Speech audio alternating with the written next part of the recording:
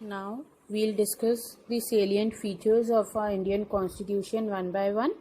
The first feature of our Indian Constitution is a written constitution. Basically, there are two types of constitution: written constitution and unwritten constitution. Our constitution is a written constitution. Now, what do we mean by written constitution? A written constitution is one which sets forth in a single written instrument most of the principles under which government shall be organized and conducted. In other words, we can say it is a formal document or a written document defining the nature of the constitutional settlement, the rules that govern the political system, and the rights of citizens and governments in a codified or written form. As I have already told you that it took nearly about 3 years to finally adopt and enact the constitution. It shows that a written constitution is enacted by a constituent assembly on a particular date. Like our constitution came into force on 26 January 1950. Now comes the unwritten constitution, and unwritten constitution is one which has never been codified or written by a constituent assembly. It is based on a large number of legislative acts, judicial decisions, customs and usages. The British Constitution is the best example of an unwritten constitution. Our next salient feature of our Indian Constitution is that it is the lengthiest constitution of the world. Our constitution is not only a written constitution, but it is also the lengthiest constitution ever framed by any free country. Originally, it contained 395 articles and 8 schedules, but at present there are total 448 articles and 12 schedules. No other constitution of the world has so extraordinary size. Even the Constitution of Americans consists of 7 articles.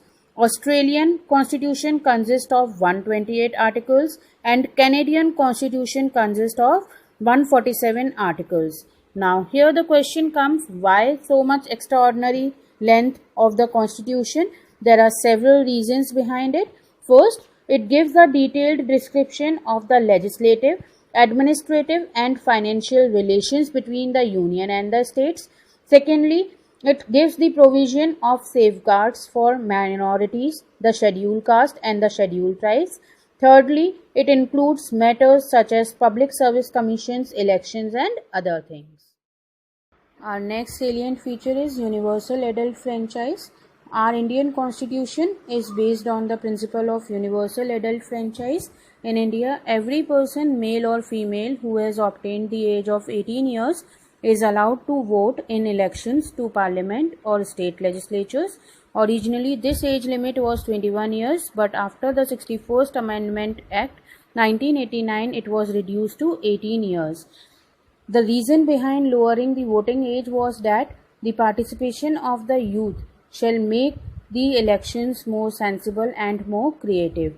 The Constitution gives voting right to every person who is a citizen of India, who is not less than 18 years of age and who is not otherwise disqualified under any law. The general elections means the Lok Sabha elections were held last year in April-May 2019 and those were the 17th Lok Sabha elections. Our next salient feature is quasi-federal government.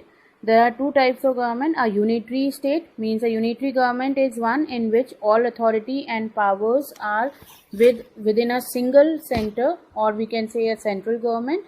But in a federal government, it refers to a system of government in which the powers of government are divided between the central government and the governments of the federating units called states. Our Constitution establishes a dual policy, means a two-way policy in which the powers are divided between the union government, or we can say the central government, and the state government. The Supreme Court acts as the final interpreter of the Constitution, means if any dispute is there between the central and the state, the dispute will be solved by the Supreme Court. The union or the central government in India has been vested with too many powers. Like here, for example, we can give here, the central legislature has the right to form a new state or to increase or decrease the area of any state. Even the governor of the state is also appointed by the union government, means the president of India there. Governors are appointed for the states. Thus, in this way, we can say we have a quasi-federal government. Like in 4 features, there are a written constitution we have, a dual polity we have, division of powers is there between the central and the state government, and a Supreme Court as a final interpreter we have. Next salient feature is democratic and republic. Our country is a democratic country. In a democratic country, power lies in the hands of the people, and it implies free and fair elections based on universal adult franchise.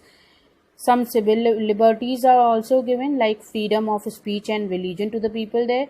The rule of law is there, and the independence of the judiciary is there.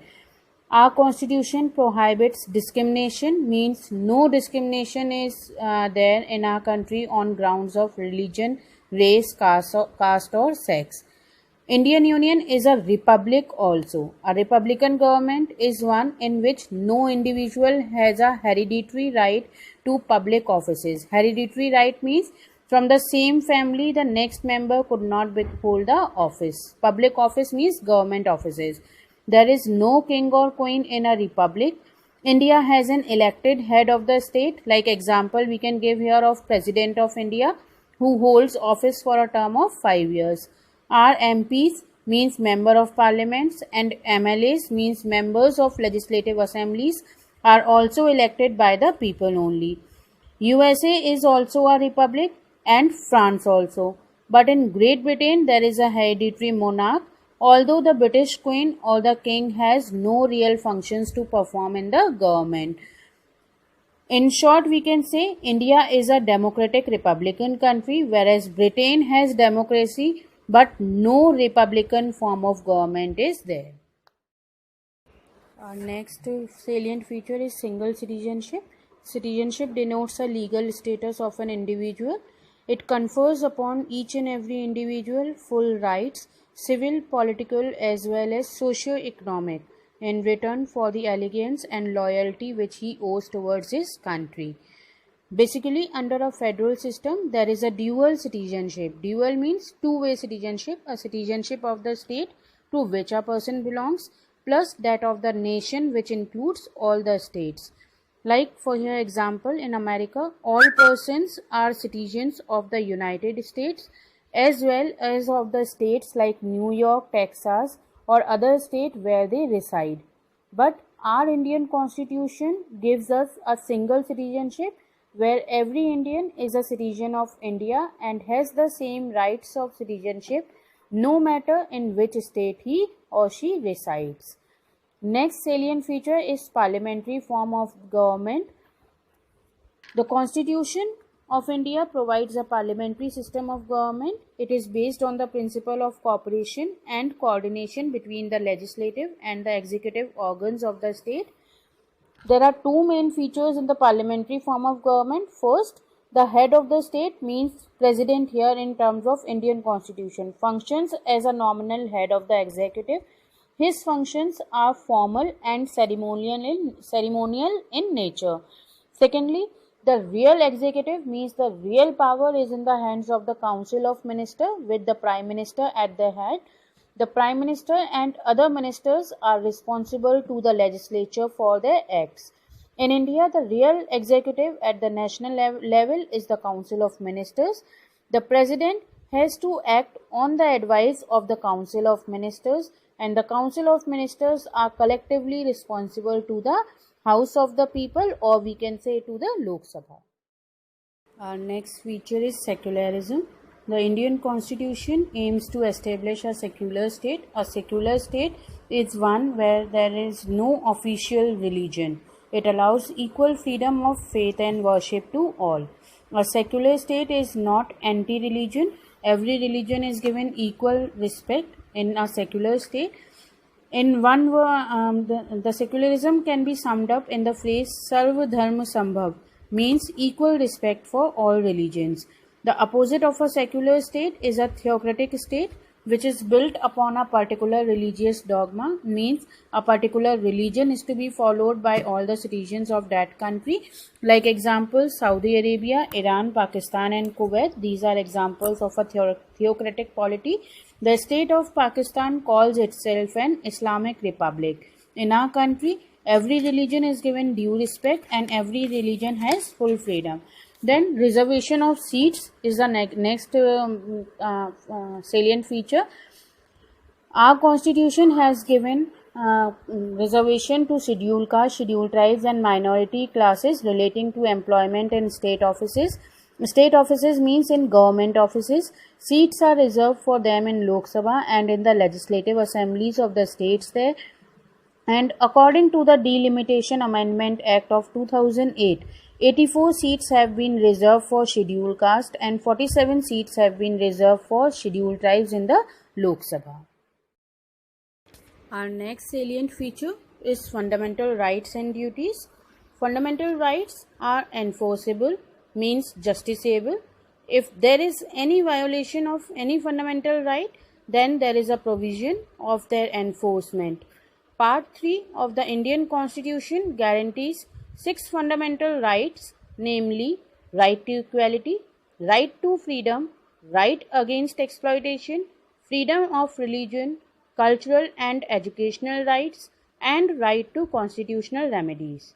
Next comes the fundamental duties. The fundamental duties are not enforceable. These fundamental duties were added to the Constitution through the 42nd Amendment Act of 1976, and it contains certain fundamental duties which are to be followed by the citizens of a country. For example, duty to uphold and protect the unity and integrity of India and to safeguard the public property. Next salient feature is the directive principles of state policy. The directive principles are such principles that should be kept in mind by the government while framing policies. They reflect the ideals of the Indian Constitution and serve as a guideline for the establishment of a welfare state. In India, these principles are intended to create a social order in which justice of every kind shall prevail. Under these principles, the state shall ensure that every citizen have adequate means of livelihood, means earning, and the economic system does not result in the concentration of wealth in few hands. It means there should be equal distribution of wealth among the citizens. These principles are not enforceable or justiciable, yet they are fundamental in the governance of the country, and it shall be the duty of the state to apply these principles in making laws. Our next salient feature is a welfare state. A welfare state is one which provides for its citizens a wide variety of social services like education, medical care, and financial aid during old age, sickness, or unemployment. Our Constitution of India lays down that the state, means the country, shall strive to promote the welfare of the people, means it is the duty of the country to look after the welfare of its citizens. Under Part 4 of the Constitution, in which directive principles of state policy are there, the state, means the country, is directed to ensure to all its citizens employment, education, and assistance in cases of old age, sickness, and disablement. The last feature of our Constitution is combination of rigidity and flexibility. Our Indian Constitution presents a mixture of flexibility and rigidity so far as the procedure of amendment, means changes to our Indian Constitution, is considered. These changes or amendments fall under 3 categories. In the first place, there are a few articles which may be amended by Parliament just by a simple majority.